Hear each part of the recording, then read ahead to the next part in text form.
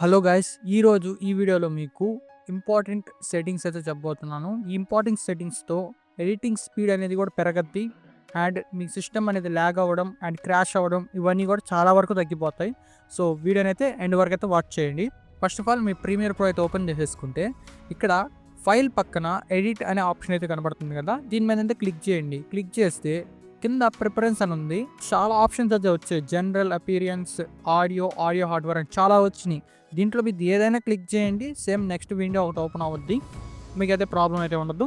So general అయితే select చేసుకుంటున్నాను. Open చేసుకుంటే మీకు ప్రిఫరెన్స్ అని చెప్పి ఒక విండో అయితే ఓపెన్ అవుతుంది ఇక్కడ. సో ఇక్కడ లెఫ్ట్ సైడ్ చూసుకుంటే జనరల్, అపీరియన్స్, ఆడియో అని చెప్పి చాలా ఆప్షన్స్ అయితే హైలైట్ అవుతున్నాయి.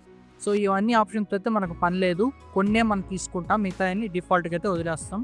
సో జనరల్లోకి వెళ్తే ఇక్కడ రైట్ సైడ్లో చూస్తే మీకు బిన్ అనే ఆప్షన్ అయితే కనబడుతుంది. డబుల్ క్లిక్లో open in a new tab అని అయితే ఆప్షన్ అయితే ఉంది. ఓపెన్ ఇన్ ఏ న్యూ విండోకి ఓపెన్ ఇన్ ఏ ట్యాబ్కి డిఫరెన్స్ ఏంటంటే, సో ఇక్కడైతే చూపిస్తున్నాను చూడండి, ప్రాజెక్ట్ ప్యానల్లో ఇక్కడ వరుసగా అరేంజ్ అయి ఉన్నాయి కదా, బిన్, ఎఫెక్ట్ కంట్రోల్, ఆడియోస్ అని చెప్పి. ఒకవేళ మీరు బిన్ అనే ఫోల్డర్ని ఓపెన్ చేస్తే ఇట్లా లోపలికి వెళ్ళొద్ది. ఓపెన్ చేసినప్పుడు మీకు సపరేట్ ట్యాబ్ అనేది ఓపెన్ అయ్యి మీకు ఇక్కడైతే డిస్ప్లే చేస్తుంది. అదే మీరు ఓపెన్ ఇన్ ఏ విండోకి వెళ్తే మాత్రం, సో ఇక్కడ మీకు ఈ విధమైన విండో అనేది ఒకటి వస్తుంది. మీరు డబుల్ క్లిక్ చేస్తే ప్రాజెక్ట్ ప్యానల్ని డైరెక్ట్గా ఇలా విండో ఒకటి వస్తుంది. మీకు కావాల్సింది మీరు డ్రాగ్ అండ్ డ్రాప్ చేసుకొని మీరు మళ్ళీ క్లోజ్ చేసేసుకోవచ్చు వద్దనుకుంటే. సో ఇదనమాట రెండింటికి డిఫరెన్స్.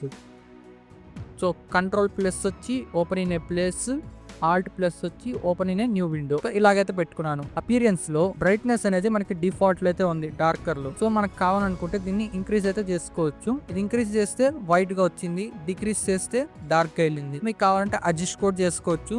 సో మాక్సిమం డిఫాల్ట్ గా అయితే పెట్టేసుకుంటున్నాను నేను. అది మీ కలర్ ఇష్ట ప్రకారంగా అయితే మీరు పెట్టుకోండి. బ్రైట్నెస్ ఎక్కువ పెట్టుకుంటే కొందరికి ఇష్టం ఉంటుంది, తక్కువ పెట్టుకుంటే కొంతమందికి ఇష్టం ఉంటుంది. సో కిందకు వస్తే హైలైట్ సెక్షన్ అయితే కనబడుతుంది కదా, ఇక్కడ ఇంటరాక్టివ్ కంట్రోల్ అయితే కనిపిస్తుంది. ఇక్కడ మీరు ఈ శాంపుల్ని అయితే గమనించండి. దీన్ని నేను లైటర్ సైడ్కి ఇంక్రీజ్ చేస్తే అదైతే లైట్గా అయితే మారింది ఆ శాంపుల్ అనేది. నేను లెఫ్ట్ సైడ్ డిక్రీజ్ చేస్తే డార్కర్గా మారింది. కొంతమందికి లైట్ హైలైటెడ్ కలర్స్ ఇష్టం, కొంతమందికి డార్క్ కలర్స్ అయితే ఇష్టం కదా. సో నేనైతే డిఫాల్ట్గా పెట్టి తీసుకుంటున్నాను. మీ చాయిస్ అనమాట, మీకు నచ్చినట్లయితే మీరైతే సెట్ చేసుకోండి. సో నెక్స్ట్ వన్ వచ్చి ఫోకస్ ఇండికేటర్. ఈ ఫోకస్ ఇండికేటర్ కూడా సేమ్ అలాగే మీరు ఆ శాంపుల్ అనే ఆ బోర్డ్ని అయితే గమనించండి. ఆ బాక్స్ని అయితే హైలైట్ అవుతుంది. మన లైటర్ సైడ్ పెడితే డిక్రీజ్ చేస్తే డార్కర్ అవుతుంది ఆ బాక్స్. సో నేను కూడా డిఫాల్ట్ అయితే పెట్టేస్తున్నాను. నెక్స్ట్ ఆడియో, మనమైతే ఏం చేంజ్ చేయబడలేదు. ఆడియో హార్డ్వేర్ లోకి వస్తే ఇది మాత్రం చాలా ఇంపార్టెంట్ గైస్, చెప్తున్నాను కదా చాలా ఇంపార్టెంట్. మనం డిఫాల్ట్ ఇన్పుట్ అని ఇచ్చింది. నాది వచ్చి హౌజా 811 అని చెప్పి మైక్ అయితే సెలెక్ట్ అయి ఉంది ఇక్కడ, నేను కనెక్ట్ చేసిన మైక్. ఆర్ఎల్స్ మీ వెబ్ క్యామ్కి మైక్ ఉన్నా కానీ ఆర్ వేరే మైక్స్ అయినా ఆల్టర్నేటివ్ మైక్స్ అయితే మీరు వాడుతుంటే ఇక్కడైతే చూపిస్తుంది కింద మీకు. సో దాన్ని బట్టి మీరైతే చూస్ చేసుకోవచ్చు. నాది డిఫాల్ట్ ఒకే మైక్ ఉంది కాబట్టి ఇక్కడ డైరెక్ట్గా అయితే యాక్సెప్ట్ చేసేస్తున్నాను. సో నెక్స్ట్ వచ్చి డిఫాల్ట్ అవుట్పుట్. ఇది కూడా చాలా ఇంపార్టెంట్. నా స్పీకర్స్ అయితే డైరెక్ట్గా అయితే కనెక్ట్ అయి ఉన్నాయి.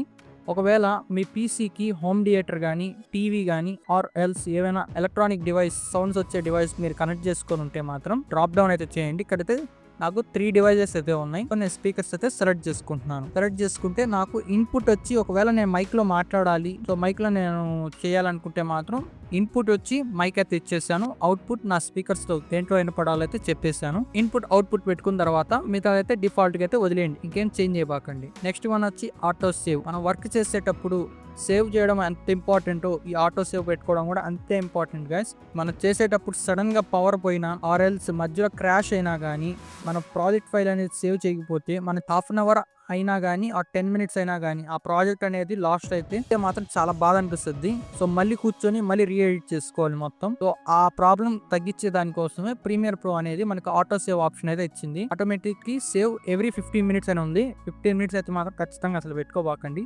మ్యాక్స్ వచ్చి 2 మినిట్స్ పెట్టుకోండి. మినిమం 1 మినిట్, మ్యాక్స్ వచ్చి 2 మినిట్స్ అయితే పెట్టుకోండి. నెక్స్ట్ వచ్చి మాక్సిమం ప్రాజెక్ట్ వర్షన్ అయితే ఉంది, ఇక్కడ 20 అని ఉంది. 20 అయినా పెట్టుకోవచ్చు. డిఫాల్ట్ మీ నెంబర్ ఎంత కావాలంటే అంతైనా ఇంక్రీజ్ చేసుకోవచ్చు. సో ఇది మాత్రం చాలా ఇంపార్టెంట్.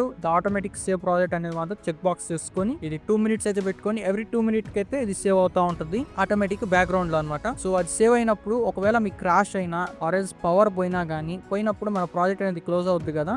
సో ఒక 10 మినిట్స్ వర్క్ చేసాము, ఎవ్రీ 2 మినిట్స్కి అది అప్డేట్ చేసుకుంటా ఉంటుంది ఆటో సేవ్ చేసుకొని. లాస్ట్ 8 మినిట్స్ వర్క్ అయిపోయింది, 10th మినిట్కి మనకు పవర్ పోయింది అనుకోండి ఆర్ఎల్స్ క్రాష్ అయింది అనుకోండి మన సిస్టమ్ అనేది, ఆ ప్రాజెక్ట్ పోద్ది కదా. బ్యాక్ ఎండ్ లో 8 మినిట్స్ వరకు కంటిన్యూస్గా సేవ్ అయిన ఫైల్స్ అనేది అంతా ఒక దగ్గర సేవ్ అయి ఉంటుంది ప్రీమియర్ ప్రో అనమాట. ఇది కూడా ఎక్కడ ఉంటుంది అంటే మన ప్రొఫైల్ అని ఇస్తాం కదా, ప్రీమియర్ ప్రో ఫైల్స్ ఒక దగ్గర డెస్టినేషన్ పాత్ ఇస్తాం కదా, ఇక్కడంతా సేవ్ చేసుకోమని చెప్పి అక్కడే ఆటో సేవ్ అనే ఒక ఆప్షన్ అయితే ఉంటుంది.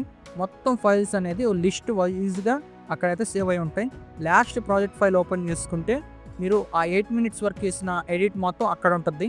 తర్వాత నెక్స్ట్ 2 మినిట్స్ వరకు మొత్తం మీరు కంటిన్యూ చేసుకొని ఎండ్ చేసుకోవచ్చు. సో మీకు అర్థమైంది అనుకుంటున్నాను. ఆటో సేవ్ అనేది చాలా ఇంపార్టెంట్ గైస్ ఇక్కడ. సో నెక్స్ట్ వన్ వచ్చి క్యాప్చర్ కూడా మీకు అవసరం లేదు, డిఫాల్ట్గా అయితే వదిలేయండి. కొలాబరేషన్ ఇది కూడా మీకు అవసరం లేదు, సో వదిలేయండి. ఈ గ్రాఫిక్స్ అనేది కూడా చాలా ఇంపార్టెంట్. మన టెక్స్ట్ ఎడిట్ చేస్తున్నప్పుడు ఇంగ్లీష్లో ఉంటే మనకేం ప్రాబ్లం ఉండదు, ఆర్ ఎల్స్ తెలుగు హిందీ కానీ ఆర్ అదర్ లాంగ్వేజెస్ కానీ వాడుతున్నప్పుడు ఖచ్చితంగా ఇక్కడ యూరోప్ అండ్ ఈస్టర్న్ అనేది సెలెక్ట్ అయి ఉంటుంది డిఫాల్ట్గా. సో మీరైతే south Asian and middle eastern అని ఖచ్చితంగా సెలెక్ట్ చేసుకోండి గాయస్. అప్పుడైతేనే మీకు హిందీ తెలుగు అనేది మీకు ప్రాపర్గా అయితే వస్తుంది. లేకపోతే మాత్రం మాకు అర్థం కాదు వర్డ్స్ అన్నమాట మనం చదివేటప్పుడు కూడా. సో ఇదైతే మీరు ఖచ్చితంగా south Asian and middle eastern అయితే సెలెక్ట్ చేసుకోండి. నెక్స్ట్ మన మీడియాలో కూడా డిఫాల్ట్ సెట్టింగ్స్ ఏం చేంజ్ చేయబాకండి. సో ఎట్టుందో అట్టే వదిలేయండి, నేను చూపించినట్టు అయితే పెట్టుకోండి. సో నెక్స్ట్ వచ్చి మీడియా క్యాచ్, ఇది కూడా చాలా ఇంపార్టెంట్ గైస్. ఇది ఒక మెయిన్ పార్ట్ అవద్ది మీ సిస్టమ్ క్రాష్ అయ్యేదానికి కూడా. నేను చెప్తున్నాను కదా చాలా ఇంపార్టెంట్ ఇది. ఇక్కడ ఏమవుద్దంటే మన ప్రాజెక్ట్ చేసేస్తుంటాం కదా, ఆ చేసేసిన ఫైల్స్ వచ్చి ఇక్కడ డిఫాల్ట్గా దానికి సంబంధించిన క్యాచీ ఫైల్స్ అయితే రికార్డ్ అయ్యి స్టోర్ చేసి పెట్టుకుంటుంది సి డ్రైవ్లో. మనం ఇచ్చాము కదా ఇక్కడ సి పాత్ అయితే ఇచ్చాము, మీడియా క్యాచ్ డేటాబేస్ అని చెప్పి ఇక్కడ మొత్తం సేవ్ చేసి పెట్టద్ది కొన్ని ఫైల్స్ అనమాట. ఆ ఫైల్స్ మనం వేరే ప్రాజెక్ట్ చేసేటప్పుడు ల్యాగ్ అవడం, ఎక్కడైనా కొద్దిగా కొన్ని ఇష్యూస్ అనేది ఫేస్ చేస్తూ ఉంటాము మనం ఆ టైంలో. సో అలాంటప్పుడు మీరు కావాలంటే మాన్యువల్గా అయితే డిలీట్ చేసుకోవాలనుకుంటే రిమూవ్ క్యాచీ ఫైల్స్ ఉన్నాయి, దీన్ని క్లిక్ చేసి ఓకే సెలెక్ట్ చేసుకుంటే క్యాచీ ఫైల్స్ వరకు అయితే డిలీట్ అయిపోతాయి మీ సిస్టంలో నుంచి. సో లోడ్ అవుతుంది చూడండి. సో చూసారు కదా ఇక్కడ డిలీట్ అయితే అయిపోయింది. ఇది కావాలంటే మీరు మాన్యువల్గానే డిలీట్ చేసుకోవచ్చు, లేదనుకుంటే ఆటోమేటిక్ డిలీట్ ఆప్షన్ ఏదైనా మీరు సెలెక్ట్ చేసుకోవచ్చు. నా సైడ్ నుంచి మీకు ప్రిఫర్ చేసేది మాత్రం ఆటోమేటిక్ డిలీట్ అయితే సెలెక్ట్ చేసుకోండి. ఓకే ఇక్కడైతే 90 days అని ఉంది, 90 days వరకు అయితే వద్దు, 30 days అయితే పెట్టుకోండి మ్యాక్సిమం. అంతకు మించి అయితే మీరు తగ్గించుకోండి కానీ పెంచుకోబాకండి. సో ఇది మనకి ఎలా ఉపయోగపడద్ది అంటే మాత్రం మనం ఒక ప్రాజెక్ట్ని ఈరోజు కంప్లీట్ చేసాము, నెక్స్ట్ 30 days అంటే నెక్స్ట్ 1 month తర్వాత మనం అది ఓపెన్ చేయకుండా వదిలేస్తే ఆటోమేటిక్గా క్యాచీ ఫైల్స్ అనేవి డిలీట్ అయిపోతాయి మన సిస్టంలో. తర్వాత ఒకవేళ అది డిలీట్ అయిపోయి బ్రో నేను 1.5 month తర్వాత మళ్ళీ ఓపెన్ చేశాను నేను ఫైలు, అప్పుడు ఆ క్యాచీ ఫైల్స్ వెళ్ళిపోతే నా ప్రాజెక్ట్ అనేది పోద్ది కదా, నాకు ప్రాబ్లం అవుద్ది కదా అని చెప్పి మీరు అనుకోవచ్చు. మీకు చెప్పేది ఏంటంటే మనకి 30 days వరకు ఉండే ఆ క్యాచీ ఫైల్స్ డిలీట్ అయిపోతాయి. అంటే ఒక 1 month తర్వాత ఆర్ ఎల్స్ 1.5 month తర్వాత మళ్ళీ ఏదో పని పడి ఓపెన్ చేసాం ఆ ప్రాజెక్ట్ అనమాట. ఓపెన్ చేస్తే అప్పటికప్పుడే రీజనరేట్ అయిపోతాయి మన క్యాచీ ఫైల్స్ అన్ని. మీకైతే ప్రాబ్లం అయితే ఉండదు. ప్రెజెంట్ టెంపరవరీకి మీ సిస్టమ్ స్మూత్ రన్ అయ్యే వర్క్ దానికోసం మీరైతే ఇది పెట్టుకోండి. తర్వాత మీకు కావాల్సినప్పుడు ఓపెన్ చేసేటప్పుడు ఆటోమేటిక్ రీజనరేట్ అయిపోతాయి క్యాచీ ఫైల్స్ అనమాట. మీకైతే ఎటువంటి ప్రాబ్లం అయితే ఉండదు. సో మీకు అర్థమైంది అనుకుంటున్నాను. బ్రౌజ్ క్లిక్ చేసి మీరైతే ఆటోమేటిక్ అయితే డిలీట్ అయితే చేసేయచ్చు క్యాచీ ఫైల్స్ అనమాట. డైరెక్ట్గా automatically delete oldest catchy files when catch exceed అని చూపిస్తుంది. నాకు ఇక్కడ డిఫాల్ట్గా 22 GB అని చూపించింది. వన్స్ అది 22.1 వచ్చిందంటే ఖచ్చితంగా అది డిలీట్ అయిపోద్ది ఫైలు. సో ఇది నేనైతే రికమెండ్ చేయను. ఒకవేళ అది ఎక్కువైనా అయి ఉండొచ్చు, తక్కువైనా అయి ఉండొచ్చు, ఆ ఫైల్ సైజు మనం చెప్పలేం, మనం చేసే వర్క్ మీద బేస్ అయి ఉంటుంది మొత్తము. సో నెక్స్ట్ వన్ వచ్చి ఈ ఆటోమేటిక్ డిలీట్ అయితే మీరు ఖచ్చితంగా పెట్టుకోండి. నెక్స్ట్ దాంట్లోకి వెళ్తే మెమొరీ, టోటల్ ర్యామ్ వచ్చి 12 GB ఉంది. ర్యామ్ రిజర్వ్డ్ అదర్ అప్లికేషన్స్కి అయితే 4 ఉంది. అండ్ ఇక్కడ వచ్చి ప్రీమియర్ ప్రో ఒకటే హైలైట్ అయింది, ఎందుకంటే మన ప్రజెంట్ వచ్చి ప్రీమియర్ ప్రో వాడుతున్నాం కాబట్టి అది హైలైట్ అయి ఉంది. సో నెక్స్ట్ వచ్చి దానికి నేను ప్రీమియర్ ప్రోకి ఇచ్చింది మాత్రం 8 GB అయితే ఇచ్చాను. మీకు కావాలంటే పెంచుకోవచ్చు అండ్ తగ్గించుకోవచ్చు. మినిమం వచ్చి 3 GB అయితే తీసుకుంటుంది, నేనైతే 4 అయితే పెట్టుకుంటాను, నాకు సరిపోద్ది. అదర్ అప్లికేషన్స్ కూడా అప్పుడప్పుడు నేను ఓపెన్ చేసుకునేటప్పుడు నాకు అక్కడ కూడా ప్రాబ్లం ఉండకూడదు కాబట్టి నేనైతే 8 GB ప్రీమియర్ ప్రోకి, 4 GB నా అదర్ అప్లికేషన్స్కి అయితే వాడుకుంటున్నాను. నెక్స్ట్ వచ్చి ప్లేబ్యాక్ కూడా చూడండి 3 to 5 ఇట్లాగే పెట్టుకోండి. సో ఏం చేంజ్ ఇవ్వకండి, ఆల్రెడీ డిఫాల్ట్గా ఉంటే వదిలేయండి, లేదు ఇక్కడ ఏమైనా చేంజెస్ అయ్యి ఉంటే మాత్రం మీరు చేంజ్ చేసుకోండి. నెక్స్ట్ టైమ్ లైన్ కూడా సేమ్ 30:15. ఓకే ట్రిమ్ ఆప్షన్లోకి వచ్చేస్తే 500. ఓకే మొత్తం అయితే సరిపోయింది. నెక్స్ట్ ఓకే అయితే కొట్టేయండి. ఇది ఎందుకు యూజ్ అవ్వద్దంటే ల్యాగ్ కాకుండా స్మూత్గా రన్ అయ్యేదానికి ఈ సెట్టింగ్స్ అనేది మీకు చాలా హెల్ప్ఫుల్ అవుతాయి. ఈ వీడియో మీకు చాలా హెల్ప్ఫుల్ అయింది అనుకుంటున్నాను. సో ఈ సెట్టింగ్స్ని వాడి మీ వీడియోని 2x నుంచి 10xకి అయితే మీరు చేంజ్ చేసి ఎడిటింగ్ ఫ్లో అనేది చాలా స్పీడ్ అయితే పెంచుకోవచ్చు.